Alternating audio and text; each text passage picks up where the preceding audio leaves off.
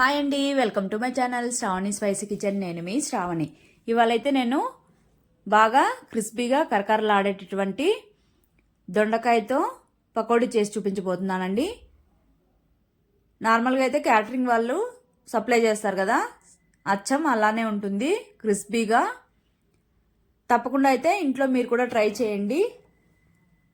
Late చేయకుండా ప్రాసెస్లోకి అయితే వెళ్ళిపోదాం.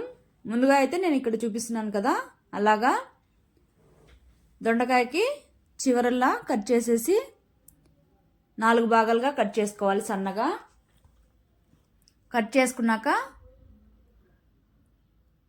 పాన్ తీసుకొని వాటర్ వేసుకొని ఇందులోనే కొద్దిగా సాల్ట్ వేసుకున్నాక వాటర్ అనేవి కొద్దిగా బాయిల్ అయిన తర్వాత ఈ దొండకాయ ముక్కలు కూడా వేసేసుకోవాలి. ఇవైతే కుక్ అవ్వాల్సిన అవసరం లేదండి, జస్ట్ అందులో పచ్చివాసన అనేది పోతే సరిపోతుంది, ఒక పొంగు రానిస్తే సరిపోతుంది. తర్వాత ఇలాగా వాటర్ అన్ని స్ట్రెయిన్ చేసేసి ఒక ప్లేట్లో తీసి పక్కన పెట్టేసుకోవాలి. ఇవైతే పూర్తిగా చల్లారిపోవాలి.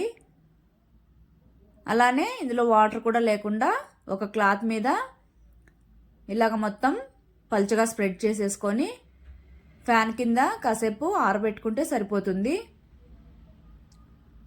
తర్వాత అయితే మిక్సీ జార్ తీసుకొని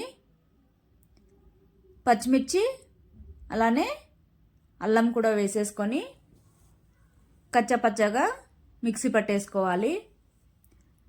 పచ్చిమిర్చి అల్లం వేయడం వల్ల టేస్ట్ చాలా బాగుంటుంది. తర్వాత అయితే ఇక్కడ దొండకాయ ముక్కలు కూడా చల్లారిపోయాయి. ఒక మిక్సింగ్ బౌల్ తీసుకొని ఈ దొండకాయ ముక్కలన్నింటినీ బౌల్లోకి ట్రాన్స్ఫర్ చేసుకొని మనం మిక్సీ పట్టుకున్న అల్లం పచ్చిమిర్చి పేస్ట్ కూడా వేసేసుకొని తర్వాత ఒక పావు కప్పు బియ్యం పిండి అలానే పావు కప్పు కార్న్ఫ్లోర్ తర్వాత పావు కప్పు శనగపిండి వేసుకోవాలి. ఇవి వేయడం వల్ల చాలా క్రిస్పీగా ఉంటాయి. ఎస్పెషల్లీ బియ్యం పిండి వేయడం వల్ల క్రిస్పీనెస్ అనేది ఎక్స్ట్రాగా ఉంటుంది. తర్వాత హాఫ్ స్పూన్ పసుపు, రుచికి తగినంత కారం, సాల్ట్, తర్వాత జీలకర్ర వేసుకొని మొత్తం పిండి కారం మొత్తం అన్నీ ఈ దొండకాయ ముక్కలకి పట్టేలాగా ముందుగా బాగా ప్రెస్ చేసుకుంటూ మిక్స్ చేసేసుకోవాలి. ఇక్కడ నేను చూపిస్తున్నాను కదండి, అలాగా బాగా ప్రెస్ చేసుకుంటూ మిక్స్ చేసుకోవాలి.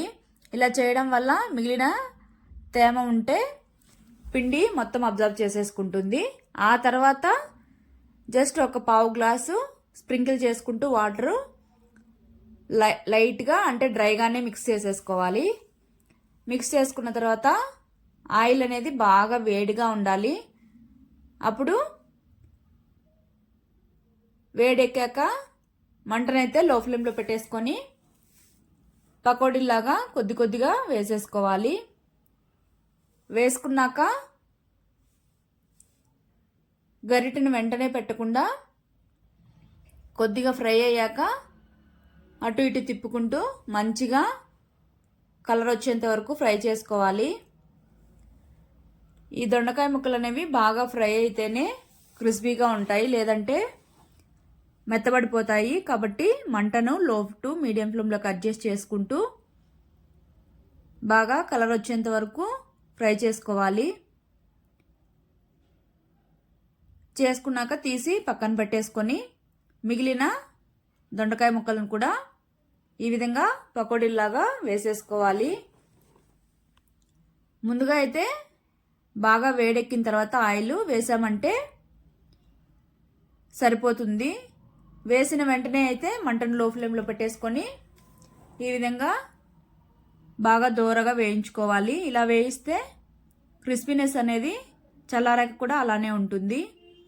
మంటను హై ఫ్లేమ్లో పెట్టి వేయించామంటే పైన మాత్రం కలర్ వచ్చేస్తుంది, క్రిస్పీనెస్ అనేది ఉండదు అసలు.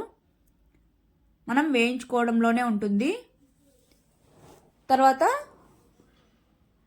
ఇదే ఆయిల్లో పల్లీలు తర్వాత కరివేపాకు కూడా వేయించేసుకొని పక్కన పెట్టేసుకోవాలి. ఇప్పుడైతే ఒక ప్లేట్ తీసేసుకొని మనం వేయించుకున్న పకోడీని మొత్తం ఇందులోకి ట్రాన్స్ఫర్ చేసేసుకోవాలి. చూడండి, ఇక్కడ మీకు తెలుస్తుంది కదా క్రిస్పీనెస్ అనేది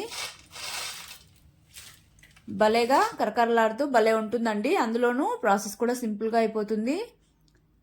స్నాక్గా కూడా బాగా ఎంజాయ్ చేస్తారు. పప్పులోకి కానీ ఎందులోకి తిన్నా సైడ్ డిష్గా కానీ లేదా అలానైనా తినేసేయచ్చు. తర్వాత ఇందులోనే మనం వేయించుకున్న పల్లీలు, కరివేపాకు, తర్వాత 1/2 స్పూన్ కారం, 1/2 స్పూన్ వేయించిన జీలకర్ర పొడి, 1/2 స్పూన్ ధనియాల పొడి, అలానే 1/2 స్పూను పసుపు వేసేసుకొని లైట్గా సాల్ట్ అండి, ఆల్రెడీ మనం వేసుకున్నాం కాబట్టి 2 టైమ్స్ చూసుకొని జస్ట్ పైన ముక్కలకి ఈ ఉప్పు కారం అనేది ఉంటే సరిపోతుంది. వేసేసుకున్నాక అన్నీ ఒకసారి బాగా మిక్స్ చేసేసుకోవాలి. జస్ట్ లైట్గా, ఎక్కువ ప్రెస్ చేయకూడదు. కావాలంటే ఇంకా స్పైసీగా ఉండాలంటే కొద్దిగా గరం మసాలా కూడా వేసుకోవచ్చు. చూడండి ఎంత క్రిస్పీగా ఉన్నాయో. పిల్లలకి స్నాక్గా కూడా బాగా తినేస్తారండి. తప్పకుండా ట్రై చేయండి. ట్రై చేశాక ఎలా వచ్చిందో కామెంట్ చేయండి. అలానే మన ఛానల్ అయితే సబ్స్క్రైబ్ చేయండి.